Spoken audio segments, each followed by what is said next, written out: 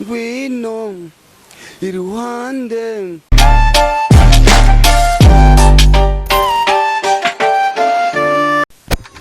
Hello guys, ni Kiyago Media TV, Juliana kuri micro uko muriko murambona.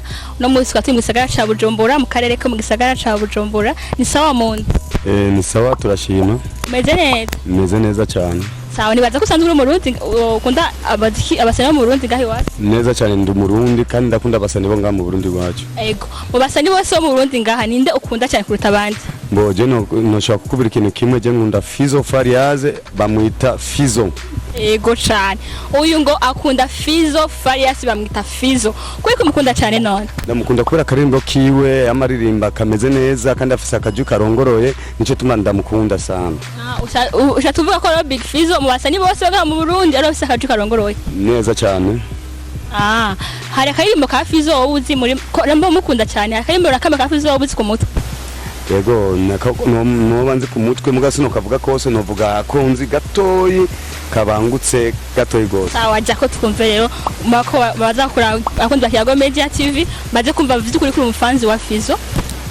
Hari indirimbo yaririmbye yitwa ati ngwino iruhande wanje oya nutinye fata ikibazo mfata ukundi kuko ari wewe anduti abandi nivyo. Iyo ndirimbo ya Fizzo? Yego iyo ni ya Fizzo. Ya kera?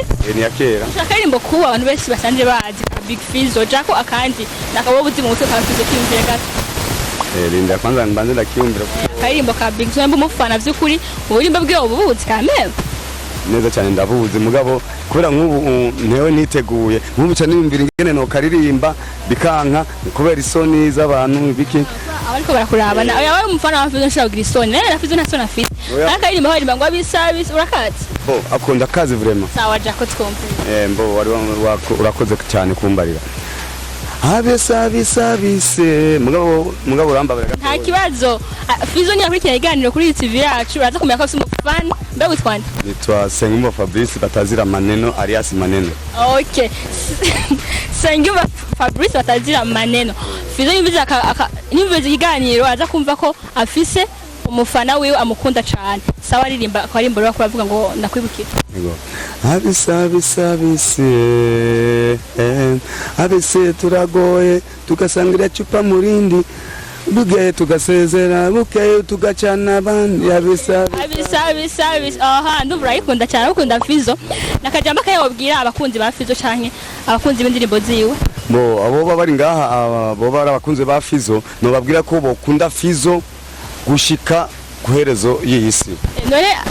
None ntiwobwira ko bakunda abandi basani b'Abarundi?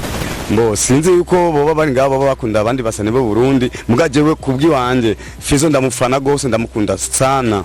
Sawa dushaka rero ubwira abakunzi ba Kiyago Media TV babwire bagire subscribe. Je nibaze ko bobigira nshaka babwire iryo jambo bagyumve bakunzi ba Kiyago Media TV gira subscribe. Nibaze yuko kuri byo kurambwira je nagifaransa nize.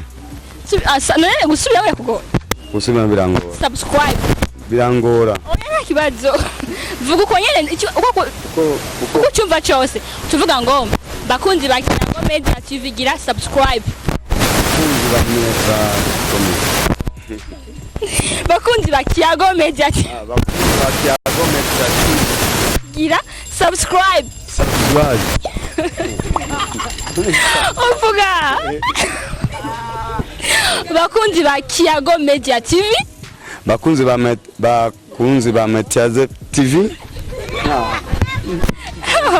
gira subscribe. Turasubiramwo ntaco.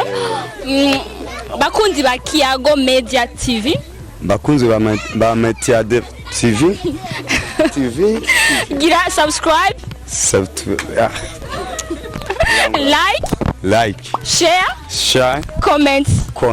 Bye bakunzi ba Kiyago Media TV ayijuranje kuri mikro ko murambona twari kumwe n'uwo bita Sengimba Fabrice batazira alias maneno. Sawa bihindo kamera ni side touch. Bye ndabakunda cyane nkuko yababwiye bwa bumwe nyene gwa rukundo like share comment na subscribe. Bye.